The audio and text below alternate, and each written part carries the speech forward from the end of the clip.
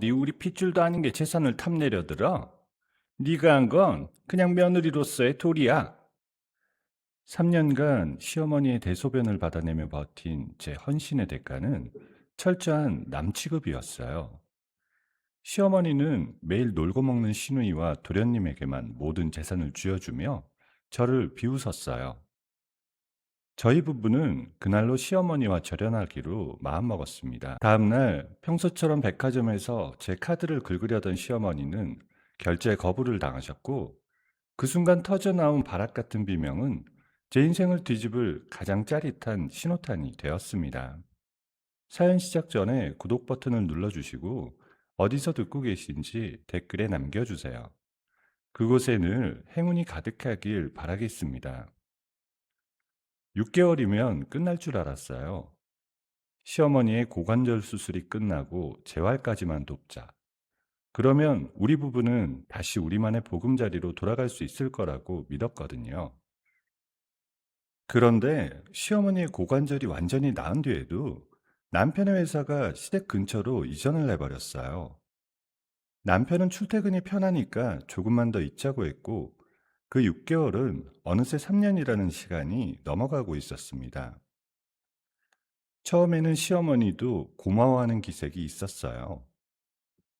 그런데 합가가 길어지면서 시어머니의 태도가 완전히 뒤집어졌습니다. 아침 6시에 일어나 온 가족의 밥상을 차리고 시어머니의 빨래를 개고 장을 보고 저녁상까지 물리면 밤 11시가 넘었어요. 시어머니는 제가 정성 들여 차린 반찬을 젓가락으로 뒤적이다 입맛에 안 맞으면 상을 밀어버리기 일쑤였고요. 어느 순간부터 시어머니는 저를 병수발하던 며느리가 아니라 자기 집에 공짜로 얹혀 사는 식객 취급하기 시작했더라고요. 그뿐이 아니었어요. 시어머니는 어느 날 제 지갑에서 남편이 생활비로 쓰라며 건네준 카드를 슬쩍 빼갔습니다. 장을 보려고 지갑을 열었는데 카드가 없어서 온 집안을 뒤졌었어요. 그날 저녁 시어머니가 양손 가득 명품 쇼핑백을 들고 현관문을 열고 들어왔습니다. 제 카드로 수십만 원어치 가방과 옷을 사온 거였어요. 제가 조심스럽게 그건 제 카드인데요 라고 입을 열자마자 시어머니가 쇼핑백을 바닥에 내려놓으며 눈을 부라렸습니다. 네 카드? 니네가 이 집에서 공짜로 먹고 자는데 카드 한 장이 아까워? 얹혀 살면서 그 정도도 못해? 그 뒤로 시어머니는 아예 대놓고 제 카드를 자기 것처럼 들고 다녔어요. 백화점에서, 면세점에서, 동네 미용실에서 제 이름이 적힌 카드를 자기 것인 양 긁어댔습니다. 남편에게 말하면 해결될 일이었지만 시어머니가 남편한테 또 행패를 부릴까봐 차마 입을 뗄 수가 없었어요. 저는 그냥 이를 악물고 참았습니다. 그러던 어느 일요일 아침이었어요. 시어머니가 온 가족을 거실로 불러 모았습니다. 남편, 첫째 시누이, 막내 도련님, 그리고 저까지 네 사람이 소파에 나란히 앉아 시어머니가 식탁 상좌에 떡하니 자리를 잡았어요. 다 모였지? 잘 들어. 나도 이제 나이가 나이인데 내가 갑자기 쓰러지기라도 하면 세금이 어마어마하게 나와. 살아있을 때 정리하는 게 맞아. 첫째 시누이가 소파 팔걸이에 기댄 채 손톱을 다듬다가 고개를 번쩍 들었어요. 엄마, 갑자기 왜 이래? 무슨 얘기를 하려는 거야? 시어머니가 미리 준비해둔 서류 봉투를 식탁 위에 탁 올려놓으며 말했습니다. 내 재산 정리, 살아있을 때 너희한테 나눠주려고. 시어머니가 첫 번째 서류를 시누이 앞으로 밀었어요. 수진아, 강남에 엄마 이름으로 된 꼬마 빌딩 알지? 그거 네 앞으로 돌려놨어. 네가 알아서 잘 굴려봐. 시누이가 서류를 낚아채듯 집어들며 입이 귀에 걸렸어요. 엄마, 진짜야? 강남 빌딩을 나한테 준다고? 아, 엄마, 역시 우리 엄마야. 시누이가 벌떡 일어나 시어머니의 목을 끌어안았어요. 시어머니가 시누이의 등을 토닥이더니 이번에는 막내 도련님 쪽으로 고개를 돌렸습니다. 정우야, 지금 네 형이랑 형수가 사는 이 아파트 있잖아. 이건 네 이름으로 해줄게.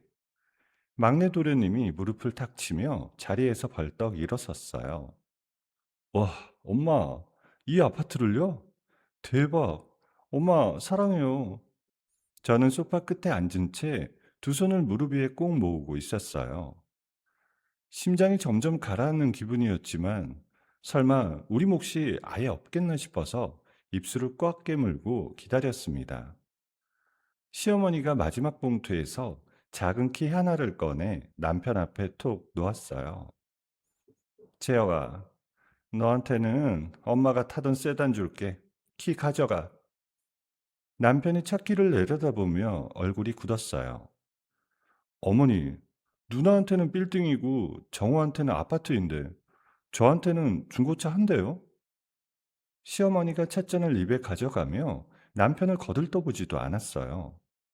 넌 장남도 아니고 막내도 아니고 중간이니까 그 정도면 됐어. 차라도 받으면 고맙다 그래야지. 남편이 의자에서 몸을 앞으로 기울이며 목소리를 높였어요. 좋습니다. 제 몫은 그렇다 치죠. 그런데 은서는요. 3년 동안 이 집안 살림 다 하고 어머니 수발 다 들은 제 아내한테는 아무것도 없는 겁니까? 거실의 공기가 싸늘하게 얼어붙었어요. 신우이가 서류에서 고개를 들었고 막내 도련님도 멈칫하며 시어머니를 바라봤습니다. 시어머니가 찻잔을 식탁에 탁 내려놓으며 인상을 와락 구겼어요. 은서가 우리 핏줄이야? 남이지. 남한테 무슨 재산을 줘? 이 집에서 밥 먹고 잠자리 해결한 게 얼마야? 그걸로 됐어. 남이라는 단어가 제 가슴 한복판에 대모처럼 박혔어요. 3년 동안 새벽같이 일어나 시어머니의 영양식단을 짜고 성분 하나하나 따져가며 환자식을 만들고 밤마다 시어머니의 다리를 주물러 드렸던 수천 개의 밤들이 눈앞에서 빠르게 스쳐 지나갔어요. 시어머니가 제 카드를 빼앗아 명품 매장을 휩쓸고 다니던 그 뻔뻔한 얼굴이 제가 차린 밥상을 밀어버리던 그 손이 전부 겹쳐 보였습니다. 그 모든 것들이 남이라는 글자 하나에 짓밟혀 버렸어요.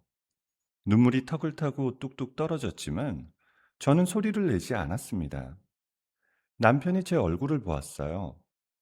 제역의 눈이 시뻘겋게 달아올랐고 손에 쥐고 있던 고급 세단의 차키를 바닥에 힘껏 내동댕이 쳤습니다. 금속 열쇠가 대리석 바닥에 부딪혀 날카로운 소리를 내며 시어머니의 발치까지 미끄러져 갔어요. 이딴 차 집어치우세요. 3년 동안 내 마누라를 파출부로 부려먹고 남이라고? 더 이상 이 집에서 하루도 안 살겠습니다. 시어머니가 벌떡 일어서며 식탁을 손바닥으로 내리쳤어요. 뭐야, 이 자식아? 에이미한테 차키를 집어던져? 그년이 꼬드겨서 이 지랄이지? 남편은 시어머니의 고함에 눈 하나 깜짝하지 않았어요. 재혁이 자리에서 벌떡 일어나 제 앞으로 성큼 다가왔고 눈물로 범벅이 된 제 손을 두 손으로 꽉 움켜쥐며 일으켜 세웠습니다. 은서야, 일어나. 우리 나간다. 이 집에서 밥 한 술 더 안 먹어. 신우이가 소파에 비스듬히 기대 앉은 채 코웃음을 쳤어요. 오빠, 큰 소리 치는 건 좋은데 나가서 어디 갈 건데? 가진 것도 없으면서.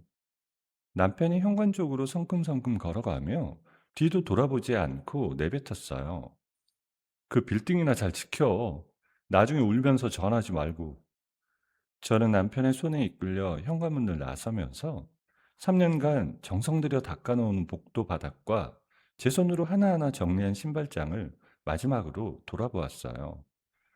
이 집 구석구석에 제 흔적이 배어 있는데 시어머니에게 저는 끝까지 남이었습니다. 우리 부부는 최소한의 집만 챙겨서 시댁과 한참 떨어진 비즈니스 호텔로 향했어요. 좁은 호텔방에 캐리어 두 개를 밀어놓고 나니 이미 자정이 넘어 있었습니다. 남편이 침대 끝에 걸터 앉아 제 어깨를 끌어안았어요. 은서야, 고생시켜서 미안해. 진작 나왔어야 하는 건데. 내가 너무 늦었어. 저는 고개를 젓는 대신 핸드폰을 꺼내 들었습니다. 가장 먼저 해야 할 일이 있었거든요.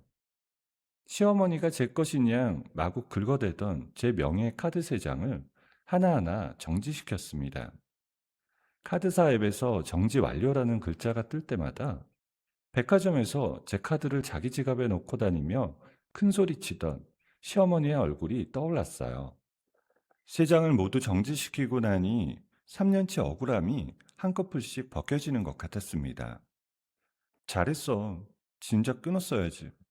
이제 그 사람들한테 쓸 돈은 한 푼도 없어.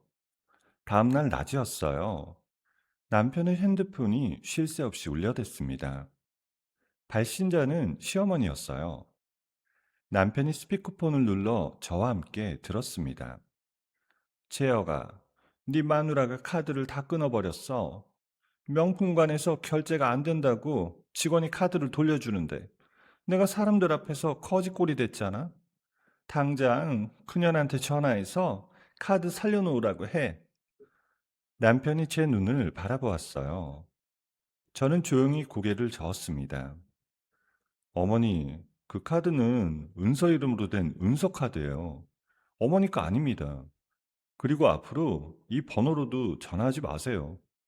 뭐? 이 불효막심한 놈이? 애미가 죽어도 그녀만 챙기겠다 이거야? 남편이 통화 종료 버튼을 누르고 시어머니의 번호를 차단 목록에 올렸어요. 그리고 시누이 번호, 막내 도련님 번호까지 하나하나 차단한 뒤 핸드폰을 침대 위에 내려놓았습니다. 남편이 저를 돌아보며 두 눈을 똑바로 맞추었어요. 은서야, 이제 진짜 우리 둘뿐이야. 무섭지? 저는 남편의 손을 꼭 잡은 채 작게 고개를 저었어요. 안 무서워. 네가 옆에 있으니까. 좁은 호텔방 창문 사이로 오후의 햇살이 비스듬히 들어왔어요. 겁이 났지만 3년 만에 처음으로 제 등을 짓누르던 무거운 돌덩이가 굴러 내려가는 것 같았습니다. 호텔에 거처를 마련한 지 3일째 되던 날이었어요. 남편의 차단 목록에 시어머니와 시누이, 막내 도련님 번호를 모두 올려놓았는데도 시댁은 집요했습니다. 모르는 번호로 전화가 쉴 새 없이 걸려왔어요. 남편이 혹시나 싶어 한 통을 받았더니 시어머니와 시누이가 동시에 소리를 질러대고 있었습니다. 채여가 이 못된 놈아, 굴러 들어온 돌 하나 때문에 어미를 버려? 천벌을 받을 줄 알아? 오빠, 지금 이러는 거 엄마가 얼마나 속상해 하시는지 알아? 그 여자가 꼬드겨서 이 난리잖아. 당장 돌아와. 남편이 핸드폰을 귀에서 떼어 한참을 내려다보았어요. 제역의 턱에 힘이 잔뜩 들어갔고 입술을 한번 꾹 깨문 뒤 입을 열었습니다. 더 들을 말 없어. 다신 전화하지 마. 남편이 통화를 끊고 그 번호까지 차단한 뒤 핸드폰을 침대 위에 던졌어요. 저는 남편의 손이 미세하게 떨리고 있는 걸 보았습니다. 아무리 단호하게 굴어도 자기 어머니와 인연을 끊는 일이 쉬울 리가 없었을 거예요. 저는 아무 말 없이 남편의 떨리는 손을 두 손으로 감싸주었어요. 그런데 시댁은 거기서 멈추지 않았습니다. 전화가 안 되자 시어머니와 시누이가 남편의 회사까지 직접 찾아갔어요. 그날 오후 남편에게서 전화가 왔습니다. 은서야, 어머니랑 누나가 회사 로비에서 난리를 쳤어. 바닥에 주저앉아서 울고 소리 지르고 직원들이 다 쳐다보는데 보안요원이 와서 겨우 내보냈어. 저는 핸드폰을 쥔 손에 힘이 빠졌어요. 회사에서 뭐라고 안 했어? 부장이 불러서 한 소리 들었지. 개인 문제를 회사까지 끌고 오지 말라고. 남편의 목소리가 평소와 달리 풀이 죽어 있었습니다. 그날 밤 호텔 방으로 들어온 남편의 얼굴에는 하루 종일 시달린 피로가 짙게 내려앉아 있었어요. 남편이 침대에 걸터 앉아 넥타이를 풀며 한참을 아무 말 없이 천장만 올려다보았어요. 은서야, 나 회사 그만둘까 생각 중이야. 저는 깜짝 놀라서 남편의 얼굴을 들여다보았어요. 뭐? 갑자기 왜? 그 사람들이 또 올 거야. 내일도 모레도.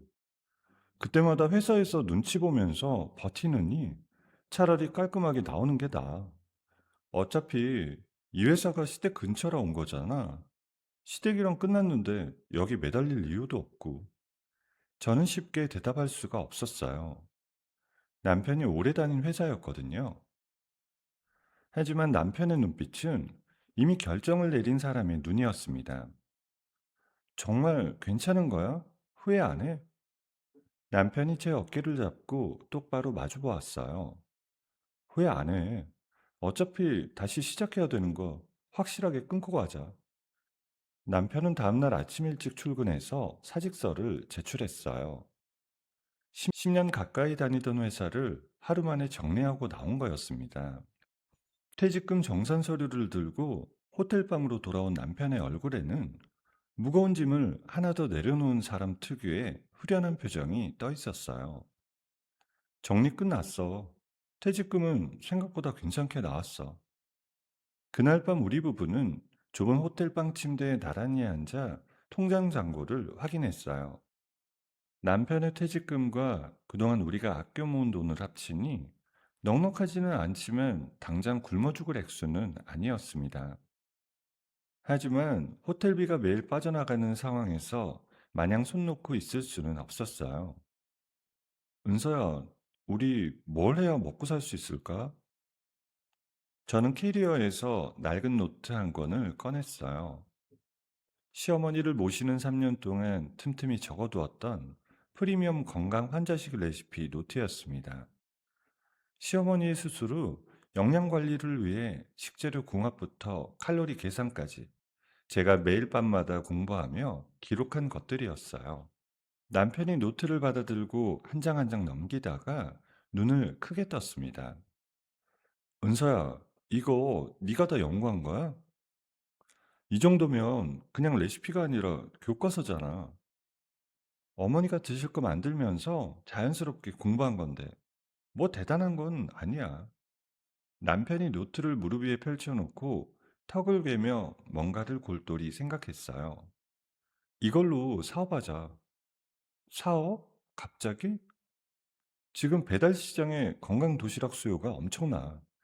나 회사에서 마케팅 10년 했잖아. 네가 만들고 내가 파는 거야. 우리 둘이면 돼. 남편의 눈에 제가 3년 만에 처음 보는 불꽃이 일렁이고 있었어요. 저도 모르게 가슴이 뜨거워졌습니다. 시어머니를 모시며 쌓아온 노하우가 그저 고된 기억으로만 남아있을 줄 알았는데 그것이 우리 부부의 새 출발이 될 수도 있다는 생각에 입술이 떨렸습니다. 정말 될 수 있을까? 안 되면 안 되는 대로 같이 부딪히면 되지. 나 혼자도 아니고 우리 둘인데 뭐. 우리는 퇴직금의 일부를 털어 시댁과 먼 곳에 작은 공유 주방을 대여했어요. 10평 남짓한 좁은 주방이었지만 우리 부부만의 첫 번째 성이었습니다. 저는 요리와 레시피 개발을 전담했고 마케팅 부서 출신이었던 남편은 배달 플랫폼 등록부터 동네 맘카페 홍보까지 도맡았어요. 부부가 함께 밤낮 없이 매달려 수제 건강도시락 대량 조리 시스템을 하나하나 만들어 갔습니다. 시댁의 간섭에서 벗어난 우리는 오직 서로만 의지했어요. 하루에 15시간 넘게 주방에 서서 재료를 다듬고 포장하고 배달 상자를 쌓았어요. 남편은 새벽 4시에 일어나 식자재를 받았고 저는 5시부터 조리를 시작했어요. 둘 다 녹초가 되어 공유 주방 바닥에 등을 대고 쓰러진 적이 한두 번이 아니었지만 불평 한마디 없이 서로의 등을 두드려주며 다시 일어섰어요. 그 정성이 통했는지 철저한 영양 분석을 거친 우리 도시락이 까다로운 동네 엄마들 사이에서 입소문을 타기 시작했어요. 아이 반찬으로 딱이에요. 우리 시어머니 드시고 입맛이 돌아왔대요. 이런 후기가 하나둘 올라오더니 한 달 만에 주문량이 처음보다 10배 넘게 뛰었습니다. 밀려드는 주문에 정신없이 포장 작업을 하던 어느 날 남편이 배달앱 화면을 보며 고개를 갸웃거렸어요. 은서야, 이것 좀 이상해. 이 사람 봐봐. 남편이 가리킨 화면에는 한 달 내내 하루도 빠짐없이 우리 매장의 도시락을 대량으로 주문하는 이름 하나가 찍혀 있었어요. 그것도 한 끼에 10개씩 매일 같은 시간에 주문이 들어왔습니다. 식당을 하나 하는 건가? 아니면 회사에서 단체로 시켜 먹는 건가? 그것보다 이 리뷰 좀 봐. 남편이 리뷰창을 열었어요. 그 의문의 단골 손님은 매번 장문의 리뷰를 남기고 있었는데 보통 손님들과는 차원이 달랐습니다. 식재료의 조화와 영양 성분 배합을 하나하나 짚어가며 분석하는 마치 전문가가 쓴 것 같은 평가들이었어요. 이 사람 뭐 하는 사람이야? 식재료 원산지까지 맞추고 있어. 나도 모르겠어. 근데 이 정도면 그냥 손님이 아닌 것 같은데? 우리 부부는 고개를 맞대고 그 리뷰를 처음부터 끝까지 다시 읽었어요. 누군지는 몰랐지만 우리 도시락을 이렇게까지 진지하게 들여다보는 사람이 있다는 사실에 가슴이 두근거렸습니다. 의문의 단골 손님이 등장하고 일주일이 지났어요. 그 사이에도 그 사람의 주문은 단 하루도 빠지지 않았습니다. 매일 같은 시간, 같은 수량, 그리고 매번 빼놓지 않고 올라오는 장문의 리뷰까지. 남편과 저는 주방에서 일하다가도 틈만 나면 그 리뷰를 열어보며 대체 어떤 사람일까 궁금해 했어요. 그날은 유독 주문이 많았던 날이었습니다. 밤 11시가 넘어서야 마지막 포장 상자를 테이프로 봉하고 조리대를 닫고 바닥을 쓸었어요. 남편이 행주를 빨며 하품을 크게 했고 저는 앞치마를 벗으며 드디어 끝이다 싶어 허리를 펴는 참이었어요. 그때 공유주방 유리창 너머로 누군가의 그림자가 비쳤습니다. 똑똑똑. 노크 소리에 남편과 제가 동시에 고개를 돌렸어요. 유리문 앞에 깔끔한 네이비색 코트를 입은 남자가 서 있었습니다. 키가 크고 단정한 인상이었는데 한 손에 우리 매장의 도시락 가방을 들고 있었어요. 남편이 행주를 어깨에 걸친 채 문을 열었습니다. 죄송한데 영업은 끝났는데요. 내일 아침에 다시 주문해 주시면. 남자가 주머니에서 명함 한 장을 꺼내 두 손으로 공손하게 내밀었어요. 늦은 시간에 불쑥 찾아와서 죄송합니다. 저는 대한백화점 식품관 수석 MD 진도윤이라고 해요. 남편이 명함을 받아들고 눈을 크게 떴어요. 대한백화점이라면 업계에서 모르는 사람이 없는 대기업이었거든요. 저도 앞치마를 만지작거리며 남편 뒤에서 명함을 함께 들여다보았습니다. 대한백화점이요? 그런 분이 이 늦은 시간에 여긴 무슨 일로? 진도윤이 들고 있던 도시락 가방을 살짝 들어 보이며 웃었어요. 사실 한 달 넘게 매일 이 도시락을 주문해서 먹은 사람이 접니다.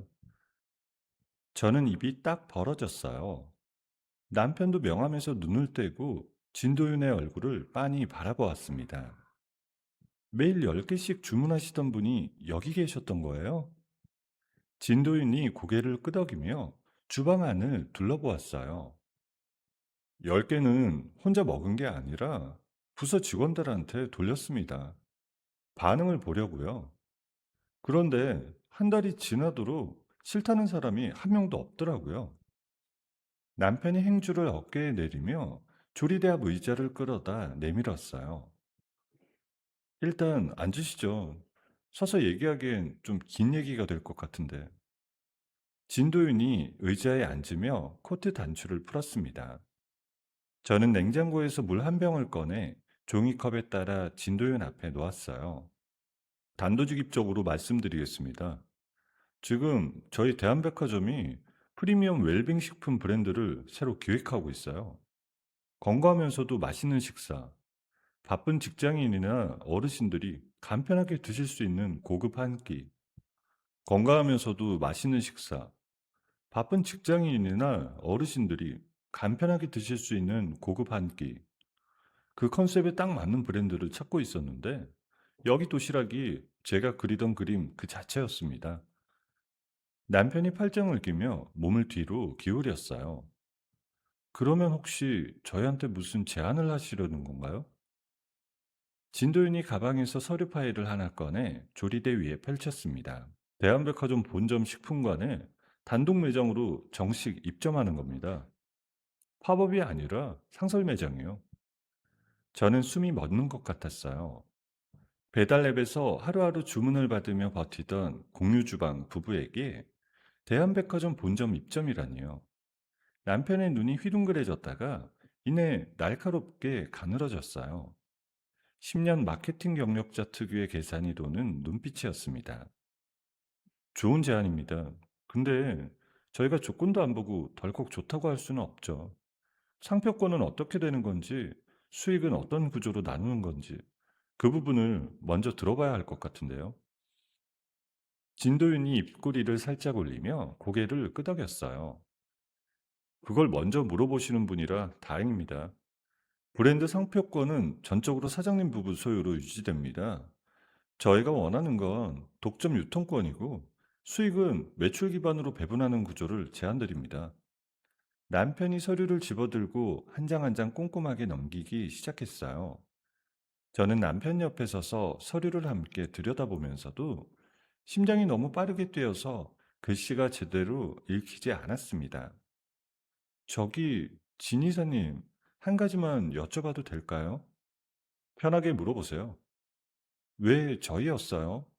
저희보다 크고 유명한 건강식 업체가 얼마든지 있을 텐데, 왜 공유 주방에서 배달만 하는 저희한테 이런 제안을 하시는 거예요? 진도윤이 물을 한 모금 마시고 종이컵을 내려놓으며 말했어요. 큰 업체는 맛을 공장에서 찍어냅니다. 그런데 여기 도시락은 달라요. 식재료 하나하나에 사람 손이 닿아 있는 게 느껴져요. 저는 리뷰에 쓸 때마다 확신이 커졌어요. 이 맛은 흉내낼 수 없는 겁니다. 저는 그 말에 코끝이 찡해졌어요.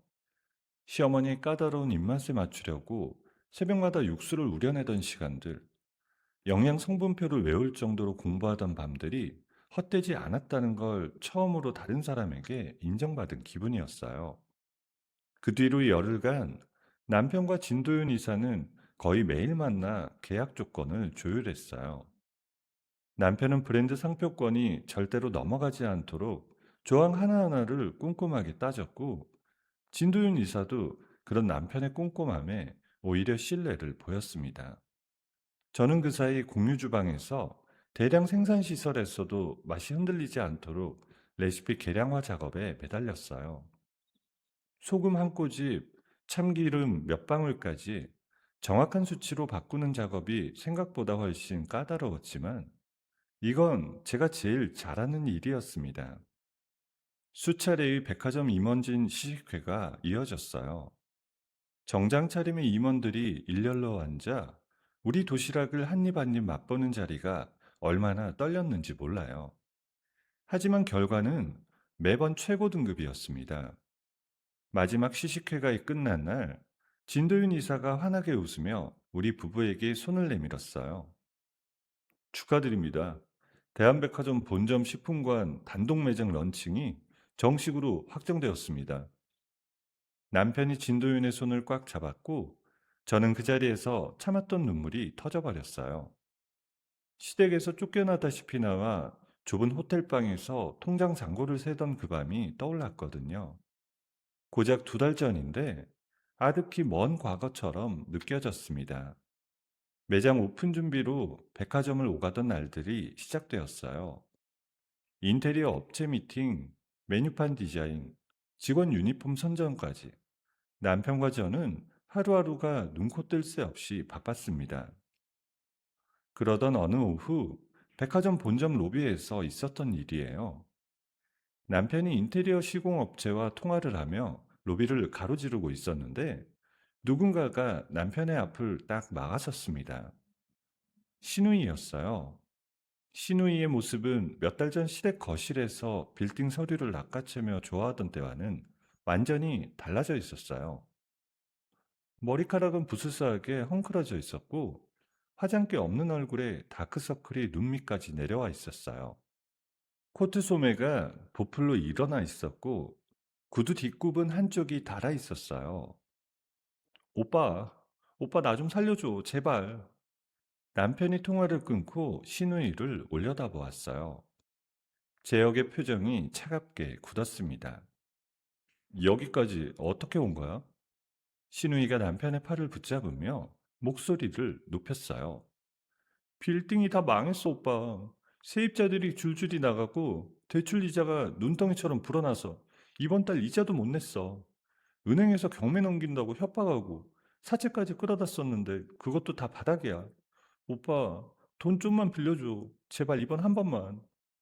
남편이 신우이의 손을 팔에서 떼어내며 한 발 뒤로 물러섰어요. 강남 빌딩 받았을 때 나한테 뭐라고 했어? 나가서 뭘 해먹고 사냐고 했지? 그 빌딩 하나면 평생 놀고 먹을 줄 알았지? 오빠가 그러면 안 되지. 피는 물보다 진하다고. 가족끼리 도와줘야지. 신우이가 목소리를 높이자 백화점 로비에 있던 손님들의 시선이 일제히 쏠렸어요. 남편이 주변을 한번 둘러보더니 보안 데스크 쪽으로 고개를 돌려 손짓했습니다. 가족? 내 아내한테 남이라고 한 게 가족이야? 도움 필요할 때만 가족 찾지 마. 보안팀, 이 사람 밖으로 안내해 주세요. 보안 요원 두 명이 다가오자 신우이가 남편의 코트자락을 움켜쥐며 발버둥을 쳤어요. 오빠, 이러지 마. 나 진짜 죽게 생겼다고. 보안 요원들이 신우이의 양팔을 잡고 로비 밖으로 이끌어갔습니다. 유리문 너머로 신우이가 주저앉아 울부짖는 모습이 보였지만 남편은 등을 돌린 채 한 번도 뒤를 돌아보지 않았어요. 저는 에스컬레이터 위에서 그 장면을 내려다보고 있었어요. 신우이가 불쌍하다는 생각은 들지 않았습니다. 남편에게 나가면 뭘 해먹고 사냐며 코웃음 치던 신우이의 얼굴이 선명하게 겹쳐 보였으니까요. 시댁의 방해를 털어낸 우리는 다시 매장 준비에 온 힘을 쏟았어요. 백화점의 자본력을 바탕으로 신도시 메인 상권에 자리 잡은 매장의 대규모 인테리어 공사가 마무리 단계에 접어들었습니다. 오픈 전날 밤이었어요. 깔끔하게 세팅된 매장 앞에 우리 브랜드의 간판이 환하게 불을 밝히고 있었습니다. 남편과 저는 간판 아래에 나란히 있어서 유리창 너머 매장 내부를 들여다보았어요. 반짝반짝 빛나는 진열대, 가지런히 놓인 포장 상자들, 그리고 벽면에 걸린 우리 브랜드 로고. 남편이 제 손을 잡았어요. 진짜 해냈다, 우리. 공유 주방에서 바닥에 드러누워 자던 게 엊그제 같은데. 남편이 피식 웃으며 제 어깨를 툭 쳤습니다. 내일부터가 진짜 시작이야. 오늘은 좀 자자. 내일 새벽 5시에 나와야 해. 저는 웃으면서도 심장이 쿵쿵 뛰었어요. 간판의 불빛이 우리 두 사람의 얼굴 위에 따뜻하게 내려앉고 있었습니다. 매장 오픈 당일 아침 8시, 저는 새벽 5시부터 주방에 들어가 첫 손님을 맞을 도시락 1000인분을 준비하고 있었어요. 남편은 매장 앞에서 오픈 현수막을 점검하고 직원들의 유니폼 상태를 하나하나 확인하며 뛰어다녔습니다. 은서야, 밖에 사람이 줄을 서기 시작했어. 저는 조리대에서 고개를 들고 주방 창문 너머를 내다보았어요. 셔터가 올라가기도 전인데 매장 앞 인도에 길게 늘어선 줄이 건물 모퉁이를 돌아가고 있었습니다. 100명은 좋기 넘어 보였어요. 남편이 며칠 동안 맘카페와 배달 플랫폼에 집중적으로 뿌린 사전 홍보, 거기에 대한백화점 공식 채널에 대대적인 광고가 합쳐진 결과였어요. 저 사람들이 다 우리 도시락 사러 온 거야? 그러니까 정신 바짝 차리자. 오늘 못하면 앞으로 없어. 아침 9시 전가 셔터가 올라갔어요. 첫 번째 손님이 매장 안으로 들어서는 순간 저는 주방에서 두 손을 앞치마에 꽉 쥐고 있었습니다. 그 뒤로는 정신을 차릴 틈이 없었어요. 계산대의 결제음이 쉴 새 없이 울렸고 직원들이 포장된 도시락 상자를 진열대에 올려놓기가 무섭게 손님들의 손이 쓸어갔습니다. 사장님, 사장님, 시그니처 세트 재고가 바닥나고 있어요. 지금 마지막 물량 포장하고 있어. 3분만 버텨줘.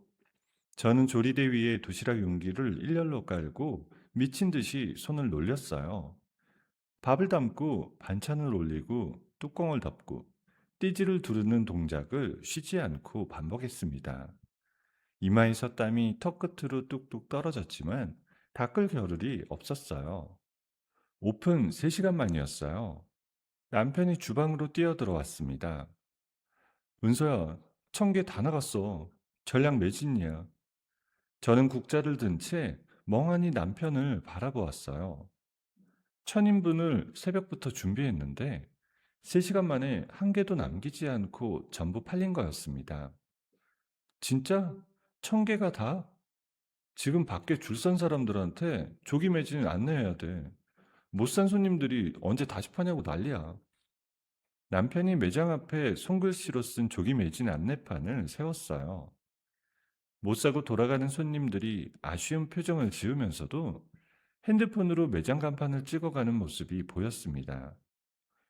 그날 저녁 공유 주방 시설부터 써오던 낡은 노트 위에 첫날 매출을 적어 넣었어요. 제 손이 떨려서 숫자가 삐뚤빼뚤 써졌습니다. 남편이 제 어깨 너머로 숫자를 들여다보더니 저를 번쩍 들어올려 한 바퀴 돌렸어요. 해냈어, 은서야. 우리가 진짜 해냈다고. 저는 남편의 품에 안긴 채 웃다가 울었습니다. 공유 주방 바닥에서 등을 대고 쓰러져 자던 밤들이, 호텔방에서 통장 잔고를 세며 불안에 떨던 새벽들이, 그 모든 시간이 이 하루를 위해 있었다는 생각이 들었거든요. 다음 날부터도 매장 앞에는 셔터가 올라가기 전부터 긴 줄이 이어졌어요. 제품을 구매한 손님들이 예쁘게 찍은 도시락 사진을 올리면서 우리 브랜드가 연일 검색어에 올라왔습니다.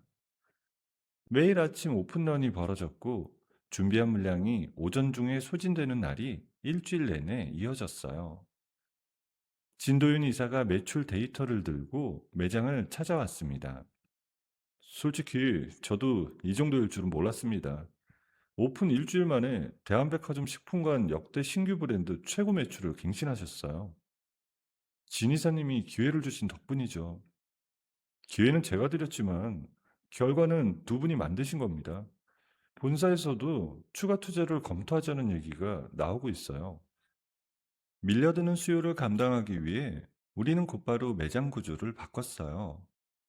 대형 주방기기를 추가로 들여놓았고 조리 인력 20명을 긴급으로 채용했습니다.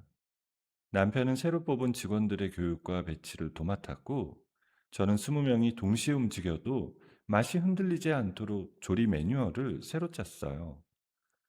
공유 주방에서 둘이서 끙끙대며 만들던 시절과는 규모가 완전히 달라졌지만 남편과 저는 여전히 매일 새벽 5시에 가장 먼저 주방에 들어가는 사람들이었습니다. 백화점 측에서 전국 팝업 스토어 투어 제안이 들어왔을 때 남편이 제 의견을 물었어요. 부산, 대구, 대전, 광주, 전국 주요 백화점에서 팝업을 돌려보자는 건데 해볼까? 본점 매장도 바쁜데 전국을 돌 수 있을까? 여기 직원들 체계가 잡혔으니까 본점은 돌아가.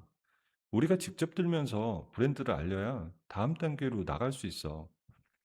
저는 고개를 끄덕였어요. 남편 말이 맞았습니다. 이 기세를 놓칠 수가 없었거든요.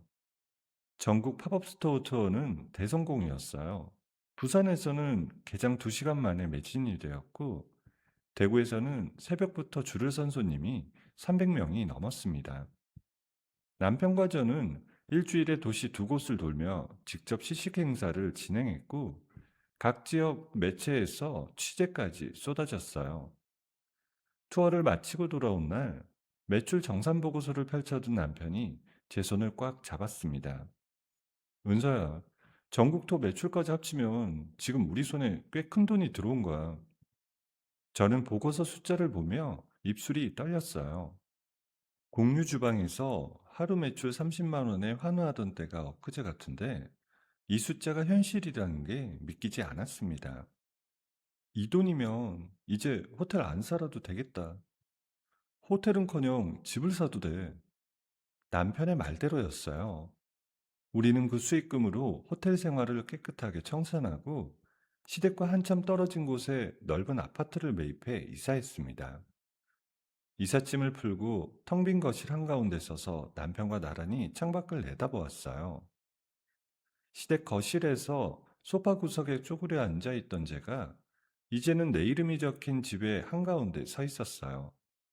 그 즈음이었어요. 현관 초인종이 울렸습니다.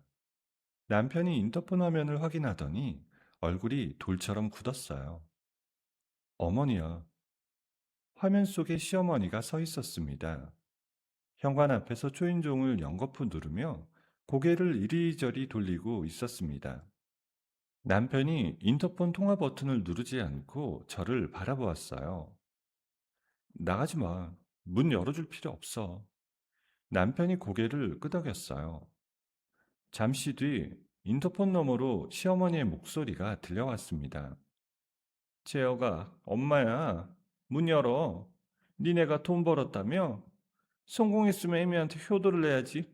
이 불효막심한 놈들아. 문 열어 어서. 시어머니가 주먹으로 현관문을 두드리는 소리가 둔탁하게 울렸어요. 내가 널 어떻게 키웠는데? 그년이 꼬드겨서 애미를 버리려는 거지? 문 열어. 남편이 인터폰 전원을 꺼버렸습니다. 시어머니의 목소리가 또 끊겼어요. 남편이 현관문에 등을 기대고 눈을 감았습니다. 아무 말도 하지 않았지만 턱에 힘이 잔뜩 들어가 있는 게 보였어요. 저는 남편의 손을 잡고 거실 쪽으로 이끌었습니다. 우리 잘하고 있어. 흔들리지 마. 남편이 제 손을 꽉 쥐며 고개를 끄덕였어요. 현관 너머로 시어머니의 발소리가 점점 멀어져 갔습니다. 우리 부부는 흔들리지 않았어요. 사업의 성공과 함께 부부의 결속력은 오히려 더 단단해졌습니다. 안정적인 수익이 쌓이기 시작하자 남편이 어느 날 저녁 식탁에서 꺼낸 이야기가 있었어요. 은서야, 나 하고 싶은 게 있는데. 뭔데? 우리 동네 보육원 알지? 거기 아이들 급식이 엉망이래. 우리 도시락 정기적으로 보내주면 어떨까? 저는 젓가락을 내려놓고 남편을 바라보았어요. 시어머니에게 남 취급을 받으며 살았던 우리가 이제는 남을 돌볼 수 있는 사람이 되었다는 사실이 가슴 깊은 곳에서 뭉클하게 올라왔습니다. 당연하지. 당장 내일부터 하자. 그렇게 우리는 지역 보육원에 매주 도시락을 보내기 시작했어요. 매장 확장과 브랜드 가치가 동시에 올라가며 우리는 지역을 대표하는 건강식 브랜드로 확실하게 자리를 잡아갔습니다. 1호점의 안정적인 수익 구조가 완성되자 남편이 사무실 책상 위에 서류 한 묶음을 올려놓으며 말했어요. 법인 사업자로 전환하자. 그리고 서울 핵심 상권에 플래그십 스토어를 내는 거야. 이제 진짜 크게 가보자, 은서야. 저는 서류를 집어들며 고개를 끄덕였어요. 공유 주방에서 시작한 우리 부부의 도시락이 이제 서울 한복판을 향해 나아가려 하고 있었습니다. 매장 오픈 6개월이 지났어요. 1호점의 성공 데이터가 쌓이면서 남편과 저는 본격적으로 다음 단계를 밟기 시작했습니다. 단순히 백화점 안에 매장 하나를 가진 브랜드가 아니라 우리 이름을 내건 독립된 건물, 플래그십 스토어를 세우겠다는 목표였어요. 남편이 몇 주간 서울 곳곳에 상권을 발품 팔아 돌아다닌 끝에 강남 한복판에 3층짜리 대형 상가를 찾아왔습니다. 은서야, 여기 직접 가서 봐. 유동인구 접근성, 주차 공간 다 완벽해. 1층은 매장, 2층은 본사 사무실, 지하는 센트럴 키친으로 쓰면 딱이야. 저는 남편과 함께 현장을 둘러보았어요. 대로변에 면한 건물의 통유리창으로 오가는 사람들이 한눈에 들어왔고, 지하 공간은 대형 조리기기를 들여놓기에 충분한 넓이였습니다. 여기 진짜 좋다. 지하에 센트럴 키친까지 갖추면 전국 가맹점 재료 납품도 여기서 해결할 수 있겠어. 그게 핵심이야. 플래그십 스토어가 단순 매장이 아니라 프랜차이즈 본사 역할까지 하는 거지. 계약을 마친 뒤부터 우리 부부는 매일 현장을 감독했어요. 1층 매장 인테리어 공사, 2층 사무실 집기 배치, 지하 센트럴 키친의 대형 조리시설 설치가 동시에 진행되었습니다. 남편은 시공업체와 일정을 조율하며 현장을 지휘했고, 저는 센트럴 키친의 동선을 직접 설계하며 조리 효율을 최대로 끌어올리는데 매달렸어요. 하루에 현장과 1호점을 3번씩 오가는 강행군이었지만, 우리 브랜드의 이름이 새겨질 건물이 하루하루 모습을 갖춰가는 걸 보면 피로가 눈 녹듯 사라졌습니다. 그즈음 유명 경제 매거진에서 연락이 왔어요. 부부 창업 성공 사례로 메인 인터뷰를 하고 싶다는 제안이었습니다. 남편은 처음에 망설였어요. 아직 플래그십 스토어도 안 열었는데 인터뷰를 해도 되나 싶네. 진도윤 이사가 그 소식을 듣고 남편에게 전화를 걸어왔습니다. 사장님, 이건 놓치면 안 됩니다. 전국 매거진 메인에 실리면 프랜차이즈 가맹 문의가 폭발합니다. 플래그십 오픈 전에 브랜드 인지도를 확 끌어올릴 수 있는 기회예요. 남편이 저를 바라보았습니다. 저는 고개를 끄덕였어요. 해보자. 우리 이야기를 알리는 건 나쁠 게 없잖아. 인터뷰 당일 매거진 기자와 사진 기자가 1호점 매장을 찾아왔어요. 남편과 저는 나란히 매장 카운터 앞에 서서 사진을 찍었습니다. 기자가 창업 동기를 묻자 남편이 먼저 입을 열었어요. 특별한 비결은 없습니다. 아내가 3년 동안 갈고 닦은 레시피가 있었고, 저는 그걸 세상에 알리는 역할을 했을 뿐이에요. 기자가 저에게도 질문을 던졌어요. 사모님께서 레시피를 개발하게 된 계기가 있으신가요? 저는 잠깐 망설였어요. 시어머니의 환자식을 만들며 시작된 거라고 말해야 할지, 아니면 그 시간을 굳이 꺼내야 할지 고민이 되었거든요. 하지만 숨길 것도 부끄러울 것도 없었습니다. 가족의 건강을 챙기면서 자연스럽게 공부하게 됐어요. 누군가를 위해 정성을 다해 만든 음식이 결국 사업의 시작이 된 거죠. 매거진이 발행된 주에 전화기가 멈추지 않았어요. 전국에서 프랜차이즈 가맹 문의가 쏟아졌고, 우리 브랜드의 이름이 포털사이트 경제 섹션에 연일 올라왔습니다. 바쁜 경영 일정 속에서도 남편과 저는 새 아파트에서 안정적인 생활을 이어갔어요. 새벽에 함께 나가 밤에 함께 돌아오는 하루하루가 고됐지만, 시댁의 눈치를 살피며 전전긍긍하던 3년과는 비교할 수조차 없었습니다. 우리 손으로 번 돈으로 우리 이름의 집에서 사는 일상이 그 자체로 완벽한 독립이었어요. 그 시각 시댁에서는 전혀 다른 일이 벌어지고 있었습니다. 남편의 차단 목록에 번호가 올라간 뒤로 시댁의 소식은 끊겼었는데, 어느 날 진도윤 이사가 뜻밖의 이야기를 전해주었어요. 사장님, 혹시 신우이분 소식 들으셨어요? 아니요, 관심 없습니다만. 업계에 소문이 돌아서요. 신우이분의 강남 빌딩이 거의 공실 상태라고 합니다. 세입자가 줄줄이 빠져나가고 은행 대출에 사채까지 끌어다 쓴 모양인데 이자를 감당을 못한다고 하더라고요. 남편이 잠시 눈을 감았다 떴어요. 알겠습니다. 저희한테까지 불똥 안 튀게만 해주세요.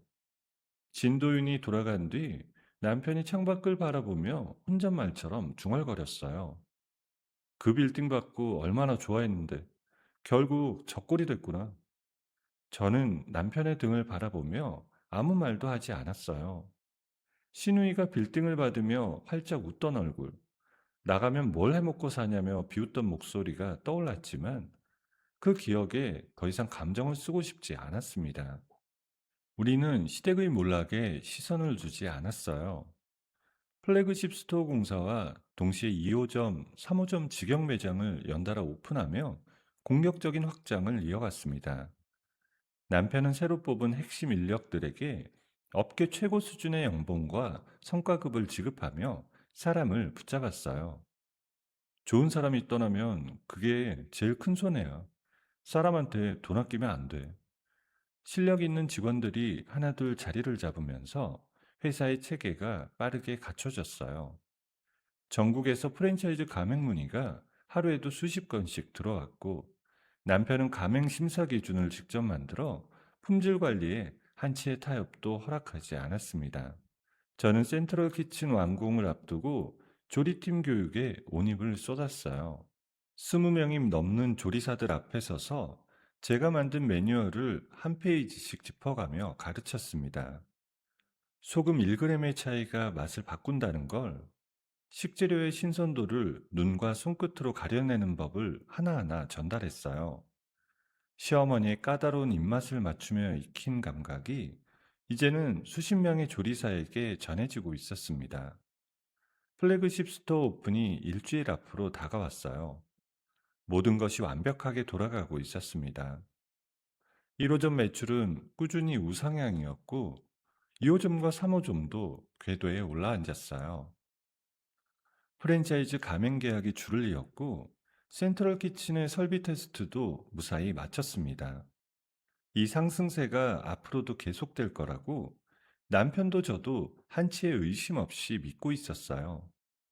그런데 오픈을 단 일주일 앞둔 그날, 본사 사무실로 한 통의 등기 우편이 배달되었습니다. 남편이 봉투를 뜯고 서류를 펼쳐든 순간 제 역의 얼굴에서 핏기가 싹 빠져나갔어요. 저는 남편의 표정을 보고 심장이 쿵 내려앉았습니다. 왜 그래? 뭔데? 남편이 서류를 조리대 위에 내려놓았어요. 떨리는 손가락 끝이 서류의 한 줄을 짚었습니다. 플래그십 스토어 건물주가 바뀌었어. 법적 통보서야. 건물주가 바뀌었다고? 갑자기 왜? 남편이 서류를 다시 집어들고 발신인 이름을 확인하더니 서류를 쥔 손에 힘이 들어가 종이가 구겨졌어요. 재혁의 입술이 파르르 떨렸습니다. 이 이름, 은서야, 이거 봐. 저는 남편이 가리키는 곳을 들여다보았어요. 새 건물주의 이름 석자가 눈에 들어오는 순간 머릿속이 하얗게 비었습니다. 서류에 찍힌 이름은 박수진이었어요. 첫째 시누이. 남편과 저는 서류 앞에서 한참을 말없이 서 있었습니다. 이게 어떻게 된 거야? 수진이가 이 건물을 어떻게 산 거야? 남편이 곧바로 부동산 중개업체에 전화를 걸어 건물 매매 이력을 확인했어요. 통화가 끝난 뒤 남편의 얼굴이 일그러졌습니다. 수진이가 꼬마 빌딩을 팔았어. 공실에 사채까지 끌어다 쓴 그 빌딩을 헐값에 처분한 거야. 그것도 모자라서 정우한테까지 손을 벌렸더라고. 정우가 증여받은 아파트까지 팔게 만들어서 그 돈을 다 합쳐 이 상가를 통째로 사버린 거야. 저는 의자에 주저앉으며 이마를 손으로 감쌌어요. 우리 매장에 있는 이 건물을 사겠다고? 그 돈을 다 여기에 쏟아부은 거야? 처음부터 노린 거야. 우리 사업이 잘 되는 걸 보고 건물째로 먹으려고 아주 작정을 한 거지. 남편의 추측은 사흘 뒤에 현실이 되었어요. 새 건물주와 인사를 나누기 위해 찾아간 자리에 앉아 있는 사람은 신우이였어요. 몇 달 전 백화점 로비에서 울며 매달리던 모습과는 딴판이었어요. 비싼 정장을 차려입고 다리를 꼬고 앉아 있었고 입꼬리를 비틀어 올리며 우리 부부를 내려다보았습니다. 오빠, 오래간만이다. 이제 나한테 건물주님이라고 불러야 하는 거 아니야? 남편이 맞은편 의자에 앉으며 주먹을 무릎 위에 올려놓았어요. 손등에 핏줄이 붉어져 나올 만큼 힘이 들어가 있었습니다. 수진아, 대체 무슨 짓을 하려는 거야? 신우이가 가방에서 서류 봉투를 꺼내 테이블 위에 탁 올려놓았어요. 무슨 짓이긴? 이 건물 내 거니까 새 계약 조건을 정리해 온 거야. 근데 읽어볼 것도 없어. 계약 해지야. 나가. 뭐? 계약 기간이 남았는데 일방적으로 해지를 통보해? 신우이가 눈을 가늘게 뜨며 서류의 한 페이지를 손가락으로 톡톡 두드렸어요. 여기 잘 읽어봐, 오빠. 건물 노후화로 인한 전면 재건축, 구청 허가까지 다 받아놨어. 재건축 사유에 해당하면 임차인 보호구 뭐고 없어. 합법적으로 나가야 돼. 남편이 서류를 낚아채도 집어들고 한 줄 한 줄 훑었어요. 저는 남편 옆에 서서 함께 읽었는데 구청의 재건축 허가 도장이 선명하게 찍혀 있었습니다. 제억의 손이 서류 위에서 부르르 떨렸어요. 이 건물이 노후화라고? 아, 이 건물이 노후화라고? 올해 인테리어를 새로 한 건물이 무슨 노후화야? 허가를 어떻게 받은 거야? 신우이가 자리에서 일어나며 정장 소매를 가볍게 털었어요. 그건 오빠가 할 바 아니지. 나는 법대로 하는 거야. 참, 퇴거 기한은 30일이니까 알아서 빼. 안 나가면 명도 소송 들어간다. 신우이가 회의실 문을 열고 나가며 뒤도 돌아보지 않았어요. 문이 닫히자 남편이 서류를 테이블 위에 내동댕이 쳤습니다. 종이가 바닥에 흩날렸어요. 남편이 두 손으로 얼굴을 감싸쥐고 의자에 무너지듯 주저앉았습니다. 인테리어 설비에 얼마를 쏟아부었는데 오픈이 일주일 남았는데 이게 무슨... 저는 바닥에 흩어진 서류를 하나하나 주워 모으며 무릎이 후들거리는 걸 느꼈어요. 하지만 여기서 무너지면 안 됐습니다. 재혁아, 일어나. 주저앉을 시간 없어. 방법을 찾아야지. 남편이 얼굴에서 손을 떼고 저를 올려다보았어요. 재혁의 눈이 시뻘겋게 충혈되어 있었습니다. 남편은 곧바로 변호사를 찾아갔어요. 하지만 돌아온 대답은 참담했습니다. 변호사가 그래. 재건축 허가가 정식으로 나온 이상 법적으로 막기가 어렵대. 소송을 걸어도 시간이 너무 오래 걸리고 그 사이에 퇴거 집행이 먼저 들어온다고. 그러면 그냥 나가야 한다는 거야? 이 많은 돈을 다 날리고? 변호사도 현실적으로는 손해를 최소화하고 빠지는 게 낫다고 했어. 신우이는 거기서 멈추지 않았어요. 다음 날부터 철거 용역업체 인부들이 매장 앞에 진을 쳤습니다. 대형 트럭을 매장 출입구에 세워놓고 손님들의 출입을 물리적으로 막았어요. 용역 인부들이 팔짱을 끼고 매장 앞을 서성이자 발길을 돌리는 손님들이 하나둘 늘어갔어요. 사장님, 오늘 매출이 어제 반도 안 돼요. 손님들이 입구에서 돌아가고 있어요. 그년이 진짜 이런 식으로 나오는 거야? 저는 매장 유리창 너머로 팔짱을 끼고 서 있는 용역 인부들을 바라보았어요. 그 뒤로 신우이가 보낸 것이 분명한 검은색 승합차 한 대가 매장 앞 인도에 떡하니 주차되어 있었습니다. 우리가 스스로 나갈 때까지 숨통을 조이겠다는 뜻이었어요. 일주일이 지나고 2주일이 지나면서 매출은 바닥을 쳤습니다. 센트럴 키친에 들여놓은 대형 설비의 할부금, 인테리어 잔금, 직원들 급여까지 돈은 나가는데 들어오는 건 없었어요.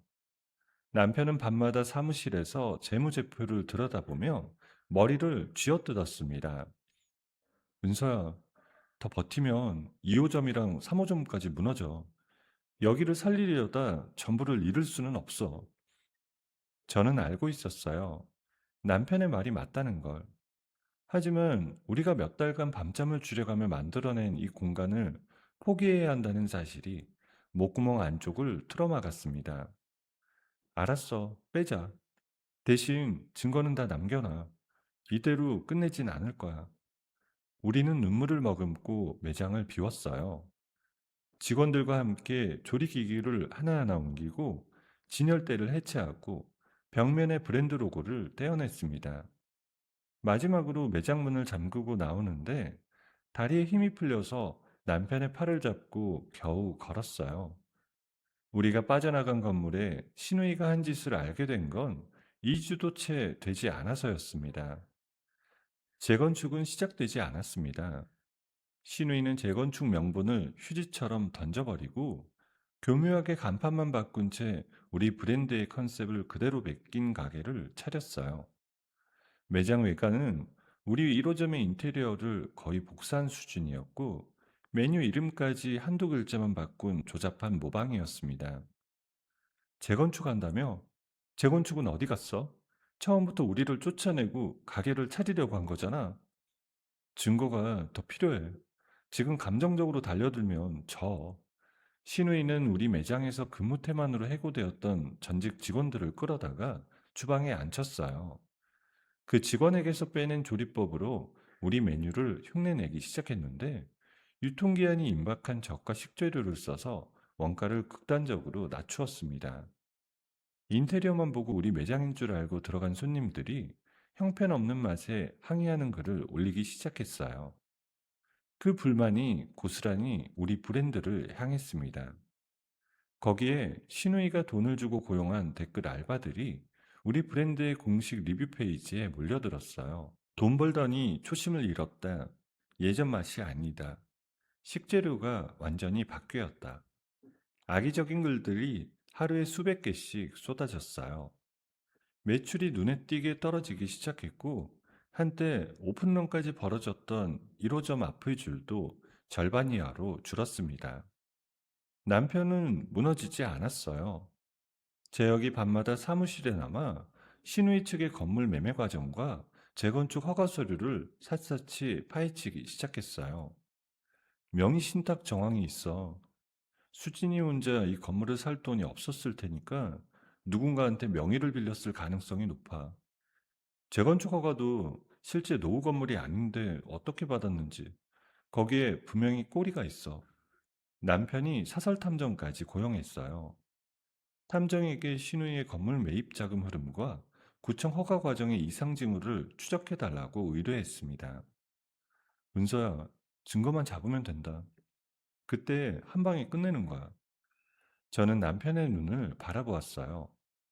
그 눈에는 분노보다 더 깊은 것이 들어 있었습니다. 반드시 되찾겠다는, 한치도 물러서지 않겠다는 결의였어요. 저는 남편의 손을 잡고 고개를 끄덕였습니다. 기다릴게. 증거 잡아. 매장을 뺏긴 지 2주일이 지났어요. 남편이 고용한 사설 탐정에게서 첫 번째 보고가 올라왔습니다. 남편이 사무실 책상 위에 탐정이 보내온 서류 뭉치를 펼쳐놓고 저를 불렀어요. 은서야, 이리 와서 이것 좀 봐. 저는 남편 옆에 서서 서류를 함께 들여다보았어요. 탐정이 추적한 자금 흐름이 일목요연하게 정리되어 있었습니다. 여기 봐. 수진이가 꼬마 빌딩을 헐값에 판 돈, 정우가 아파트를 판 돈, 이 두 개가 같은 날 같은 계좌로 들어가서 상가 매입 대금으로 빠져나갔어. 그리고 재건축 허가 서류, 이게 핵심인데 남편이 다음 페이지를 넘겼어요. 구청에 제출된 건물 안전진단 보고서가 조작이야. 올해 인테리어를 새로 한 건물이 노후 판정을 받을 리가 없잖아. 탐정이 진단업체를 추적했는데 수진이가 업체 사장한테 돈을 건네고 허위 보고서를 발급받은 정황이 다 나왔어. 저는 서류를 읽으며 손끝이 차가워지는 걸 느꼈어요. 신우이가 처음부터 얼마나 치밀하게 준비했는지가 한 장 한 장 펼쳐질 때마다 드러났습니다. 처음부터 재건축 같은 건 할 생각도 없었던 거잖아. 우리를 쫓아내려고 서류까지 조작한 거야. 맞아. 그래서 이걸로 끝장을 내는 거야. 남편은 그날 밤 변호사 사무실로 달려갔어요. 탐정 보고서와 수집한 증거 자료를 모두 가져가 변호사 앞에 쏟아놓았어요. 다음날 아침 남편이 사무실로 돌아와 제 앞에 서류 두 묶음을 내려놓았어요. 하나는 허위 재건축 시기에 대한 대규모 손해배상 청구 소송이고 다른 하나는 업무방해 형사 고소장이야. 오늘 둘 다 접수한다. 해.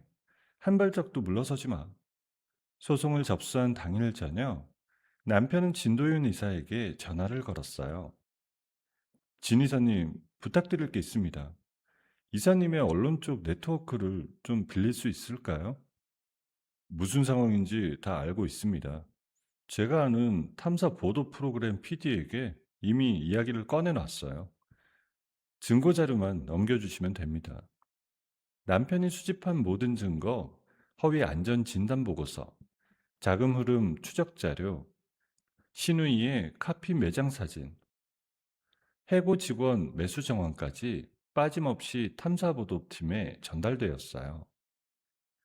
방송이 나간 건 그로부터 열흘 뒤였습니다. 금요일 저녁 9시 전국 방송의 탐사보도 프로그램에서 신우이의 상가 강탈수법이 적나라하게 공개되었어요.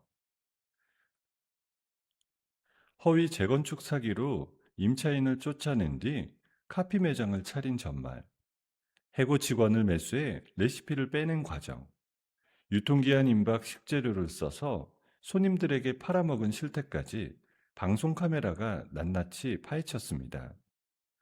저는 사무실 소파에 앉아 남편과 나란히 방송을 시청했어요. 화면에 신우이의 카피 매장 주방이 비쳤는데 바닥에 기름때가 잔뜩 끼어 있었고 냉장고 안에 유통기한이 지난 식자재들이 그대로 쌓여 있었어요. 저걸 손님들한테 팔았다고? 저 방송 나간 뒤에 어떻게 되는지 지켜봐. 방송 다음 날 아침부터 상황이 급변했어요. 해당 방송 내용이 포털 사이트 메인에 올라왔고 댓글 수가 시간당 수천 개씩 불어났습니다.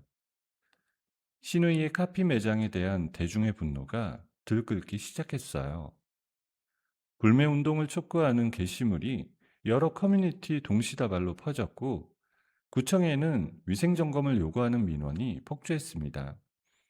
사장님, 여론이 완전히 돌아섰습니다. 우리 브랜드 쪽 리뷰에도 응원 댓글이 밀려 들어오고 있어요. 그리고 신우이 매장 쪽에 심각한 문제가 터졌습니다. 무슨 문제요? 신우이 매장에서 도시락을 사 먹은 손님들 중 집단 장염 환자가 나왔어요. 피해자가 벌써 20명이 넘었고 집단 고소 움직임이 있다고 합니다. 저는 그 소식을 듣고 의자 등받이에 머리를 기댔어요. 신우이가 원가를 낮추겠다고 유통기한이 임박한 식재료를 쓴 대가가 고스란히 손님들에게 돌아간 거였어요. 음식을 만드는 사람으로서 용서할 수 없는 일이었어요. 먹는 걸 가지고 장난을 치다니 그 사람들이 얼마나 아팠을지. 집단 고소가 접수되자 구청이 움직였어요. 관할구청 위생감시반이 신우이의 매장에 긴급 출동해 현장 점검을 실시했고 냉장고 안에 변질된 식재료와 조리 환경의 위생 상태를 확인한 뒤 즉각적인 영업 폐쇄 조치를 내렸습니다. 매장 출입문에 빨간 딱지가 붙었어요.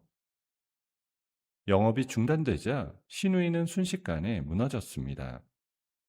상가 건물을 사기 위해 끌어다 쓴 막대한 대출의 이자를 막을 수입이 완전히 끊겼거든요. 매달 수천만 원씩 빠져나가는 이자를 단 한 달도 감당하지 못한 신우이에게 사채업자들의 독촉 전화가 쏟아졌습니다. 남편이 탐정으로부터 마지막 보고를 받은 건 그 직후였어요. 수진이가 야반도주했어. 매장에 짐도 안 챙기고 사라졌대. 사채업자들이 매장 앞에 진을 치고 있다고. 그렇게 됐구나. 끝이 아니야. 건물이 경매로 넘어가. 남편의 말대로였어요. 신우이가 대출 이자를 연체하자 금융기관이 건물에 걸린 담보를 실행시켰고 상가 건물이 통째로 법원 경매에 올라왔습니다. 꼬마 빌딩을 판 돈과 막내 도련님의 아파트를 판 돈을 전부 쏟아부었던 신우이와 막내 도련님은 하루아침에 한 푼도 건지지 못하고 무일푼이 되었어요. 남편은 경매 소식을 듣자마자 움직이기 시작했습니다. 은서야, 기억나지? 내가 법인 전환할 때 특수 목적 법인 하나를 따로 만들어줬잖아. 지금 쓸 때가 온 거야. 그 법인으로 경매에 참여하겠다는 거야? 수진이 이름이 엮인 건물이니까 우리가 직접 나서면 시댁 쪽에서 회방을 놓을 수 있어. 제3자 법인 명의로 들어가야 깔끔해. 경매는 순탄하게 진행되었어요. 신우이의 소송과 위생 사건으로 악명이 높아진 건물에 선뜻 입찰하려는 사람이 없었거든요. 한 차례, 두 차례 유찰이 이어지면서 감정가의 반의 반값까지 떨어졌습니다.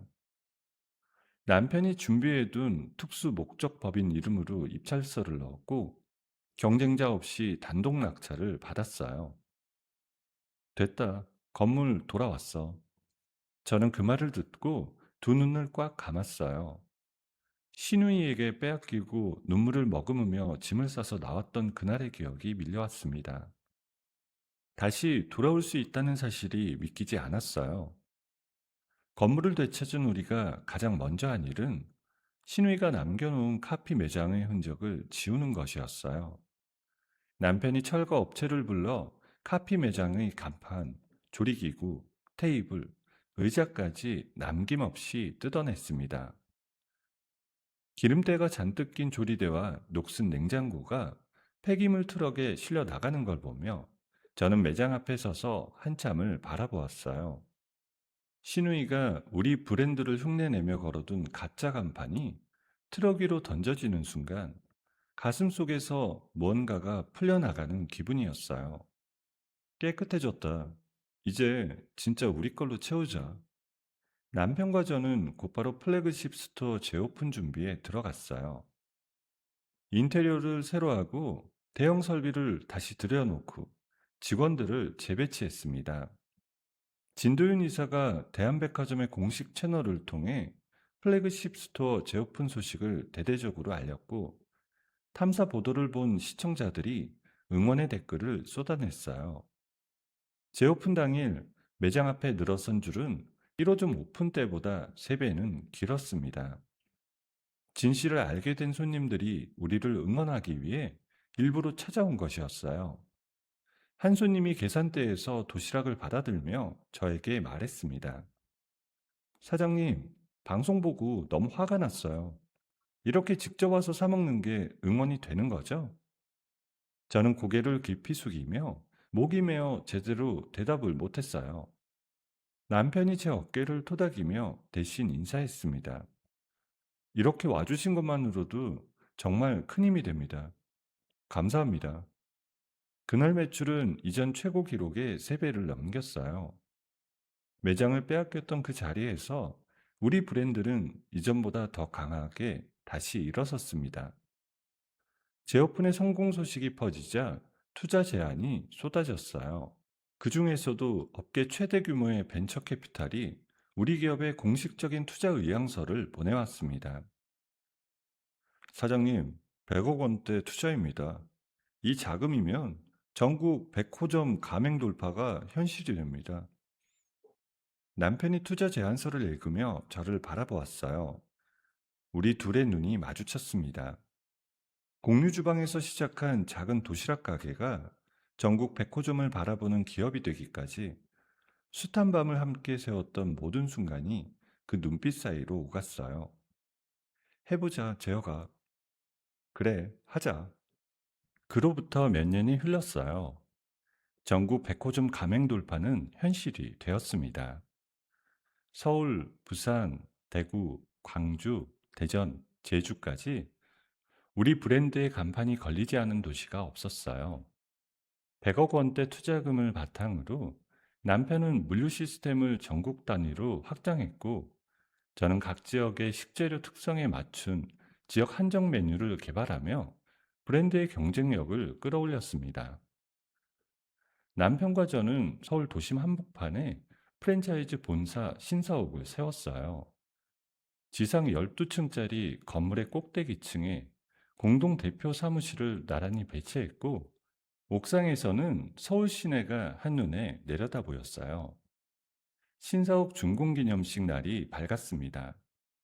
아침부터 꽃배달과 축하 화환이 로비를 가득 메웠고 남편은 새벽같이 나와 행사장 세팅을 직접 점검하고 있었습니다.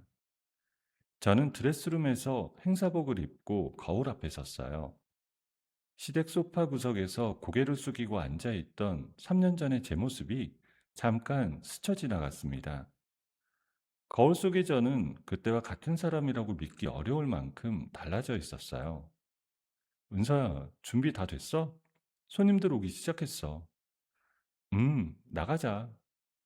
남편이 제 옆으로 다가와 팔을 내밀었어요. 저는 남편의 팔에 손을 걸고 엘리베이터를 향해 걸었습니다. 1층 로비에 내려서자 행사 준비로 분주한 직원들 사이로 진도윤 이사가 먼저 다가왔어요. 두 분, 오늘 정말 멋지십니다. 바깥에 취재진도 이미 와 있고, 업계 관계자분들도 속속 도착하고 계세요. 진 이사님 아니었으면 오늘이 없었죠. 고맙습니다. 제가 한 건 문을 열어드린 것 뿐이에요. 그 문 안에서 일어난 일은 전부 두 분이 만드신 겁니다. 그때였어요. 로비 한쪽이 갑자기 소란스러워졌습니다. 보안 요원 두 명이 누군가를 제지하고 있었고, 날카로운 목소리가 로비 전체에 울려 퍼졌어요. 제발, 제발 한 번만 보게 해줘. 나 재혁이 엄마야. 아들 얼굴 한 번만 보게 해달라고. 저는 심장이 철렁 내려앉았어요. 보안 요원들 사이로 시어머니의 모습이 보였습니다. 1년 만에 본 시어머니는 완전히 다른 사람이었어요. 한때 명품으로 치장하고 백화점을 누비던 시어머니의 모습은 온데간데 없었습니다. 머리카락은 반백이 되어 갈라져 있었고 얼굴에는 깊은 주름이 새겨져 있었어요. 낡은 점퍼 소매는 해지고 고무 슬리퍼를 끌고 있었습니다. 채어가 엄마야, 엄마 여기 있어. 남편의 팔이 딱딱하게 굳었어요. 제혁의 턱에 힘이 잔뜩 들어갔고 걸음을 멈춘 채 시어머니를 내려다보았습니다. 보안요원에게 양팔이 잡힌 시어머니가 남편의 시선을 발견하고 무릎을 꿇었어요. 대리석 바닥에 무릎이 부딪히는 둔탁한 소리가 로비에 울렸습니다. 채여가 엄마가 잘못했다. 수진이도 청우도 엄마한테 돈만 빨아먹고 다 도망갔어. 핏줄이라고 다 줬더니 한 놈도 안 걷어주더라. 엄마 이제 갈 데가 없어. 한 번만 살려다오. 저는 시어머니의 얼굴을 바라보았어요. 3년 전 거실에서 남이라고 호통치던 그 얼굴, 제 카드를 빼앗아 명품 쇼핑을 하고 돌아오던 그 얼굴이 지금 바닥에 엎드려 울고 있었습니다. 가슴 한쪽이 찌릿했지만 동정은 아니었어요. 3년간 쌓아올린 억울함이 저 한 장면 앞에서 흔들릴 만큼 가볍지 않았습니다. 남편이 제 앞을 막아서며 성큼 시어머니 쪽으로 걸어갔어요. 시어머니가 남편의 바짓단을 움켜쥐려 손을 뻗었고 제혁이 그 손을 거칠게 쳐냈습니다. 핏줄도 아닌 년이라고 했지? 그때 어머니가 한 말 기억나? 남한테 무슨 재산을 주냐고 했잖아. 지금 어머니한테 남인 건 바로 우리야. 남한테 구걸하지 마. 채여가 엄마가 그때 제정신이 아니었어. 은서한테도 잘못했고 내가 무릎 꿇고 빌게. 시어머니가 저를 향해 기어오르려고 했어요. 남편이 한 발 더 앞으로 나서며 시어머니의 앞을 완전히 막았습니다. 은서한테 다가오지 마. 3년 동안 팥줄부 취급하고 카드 빼앗아 명품 사고 다니고 남이라고 내쫓은 사람이 지금 와서 무슨 무릎이야. 우리는 어머니한테 남이에요. 어머니가 원한 대로 영원히 남으로 사세요. 시어머니가 바닥에 이마를 박으며 울부짖었어요. 로비에 있던 직원들과 배달 기사들이 멈칫하며 그 광경을 바라보았어요. 남편이 고개를 돌려 보안팀장을 불렀습니다. 경찰에 연락해서 인계해 주세요. 다시는 이 건물에 들어오지 못하게 출입 금지 명단에 올려놓고. 보안요원들이 시어머니의 양팔을 잡고 일으켜 세웠어요. 시어머니가 끌려가면서도 고개를 돌려 남편과 저를 번갈아 보며 악을 썼습니다. 채여가, 은서야, 이러지 마. 내가 죽어. 내가 죽으면 되겠어? 남편의 등이 미세하게 떨렸어요. 하지만 제혁은 뒤를 돌아보지 않았습니다. 남편이 돌아서서 제 허리를 감싸 안으며 행사장 쪽으로 발걸음을 옮겼어요. 가자, 은서야. 오늘은 우리 날이야. 저는 남편의 손을 잡고 걸으며 한 번만 뒤를 돌아보았어요. 로비 유리문 너머로 보안 요원들에게 이끌려 나가는 시어머니의 뒷모습이 점점 작아지고 있었습니다. 고무 슬리퍼가 대리석 바닥에 끌리는 소리가 유리문이 닫히면서 완전히 사라졌어요. 행사장 대문이 열렸습니다. 화려한 조명 아래 수백 명의 임직원과 업계 관계자들이 자리를 메우고 있었어요. 우리 부부가 입장하자 장내 전체에서 기립박수가 터져 나왔습니다.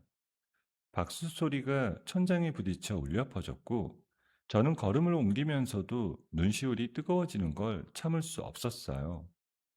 반상 중앙에 나란히 선 남편과 저는 마이크 앞에 섰습니다. 남편이 먼저 입을 열었어요. 1년 전 저와 제 아내는 모든 것을 잃을 뻔한 위기 앞에 서 있었습니다. 우리가 읽어낸 것을 빼앗기고 이름을 더럽히는 공격까지 받았습니다. 하지만 우리 부부는 단 한 번도 서로의 손을 놓지 않았습니다. 이 자리에 있는 모든 분들 덕분에, 그리고 저를 믿어준 아내 덕분에 오늘 이 자리가 가능했습니다. 남편이 저를 바라보았어요. 저는 마이크를 받아들었습니다. 3년 전 저는 누군가의 며느리라는 이름에 묶여 제 이름조차 제대로 부르지 못했습니다. 남이라는 말 한마디에 모든 것이 무너지던 날, 이 사람이 제 손을 잡고 일으켜 세워주었어요. 공유 주방 바닥에서 등을 대고 잠들던 날들, 호텔방에서 통장 잔고를 세던 새벽들, 그 모든 시간이 오늘을 만들었습니다. 감사합니다. 박수가 다시 터졌어요.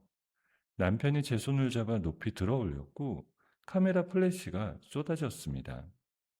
단상에서 내려온 뒤 진도윤 이사가 샴페인 잔을 들고 다가왔어요. 제가 그 늦은 밤 공유 주방 문을 두드렸을 때 솔직히 이 정도까지 올 줄은 몰랐습니다. 오늘은 두 분의 날입니다. 남편이 샴페인 잔을 받아들며 웃었어요. 진 이사님이 그날 밤 안 오셨으면 우리는 아직 배달앱에서 리뷰 확인을 하고 있었을 겁니다. 진도윤이 잔을 높이 들었어요. 다음 목표는 해외 시장이죠? 건배합시다. 세 사람의 잔이 맞부딪히며 맑은 소리를 냈어요. 저는 잔을 입에 가져가다 말고 통유리창 너머를 내려다 보았어요. 건물 앞 도로에 경찰차 한 대가 서 있었습니다. 뒷좌석에 시어머니가 앉아 있는 게 보였어요. 고개를 떨구고 축 늘어진 시어머니의 모습이 창문 너머로 작게 비쳤습니다. 경찰차가 천천히 출발해 도로 위로 사라졌어요. 3년 전 그 거실에서 남이라는 말에 눈물을 흘리던 제가 지금 이 자리에 서 있었어요. 시어머니가 씌워준 며느리라는 족쇄를 제 손으로 부숴버렸고, 제 능력을 처음부터 끝까지 믿어준 남편과 나란히 이 회사의 공동대표가 되었습니다. 남편이 제 옆으로 와서 어깨를 감싸 안았어요. 은서야, 다음은 해외다. 갈 수 있지? 저는 남편의 눈을 바라보며 고개를 끄덕였어요. 네가 옆에 있으면 어디든 갈 수 있어. 행사장의 조명이 우리 두 사람 위로 따뜻하게 내려앉았어요. 시어머니에게 남이라고 말을 들었던 그날, 은서는 세상이 무너지는 줄 알았어요.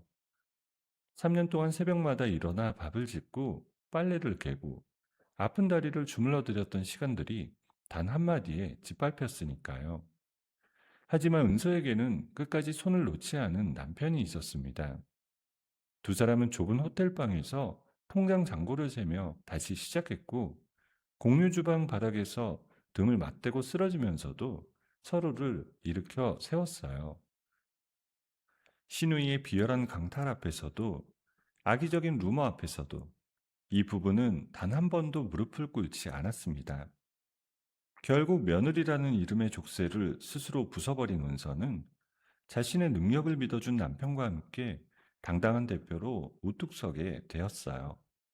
가족이라는 이름 아래 숨어 남을 짓밟던 사람들은 스스로 무너졌고, 진짜 가족은 피가 아니라 서로를 향한 믿음으로 만들어진다는 걸 이 이야기가 보여주었습니다.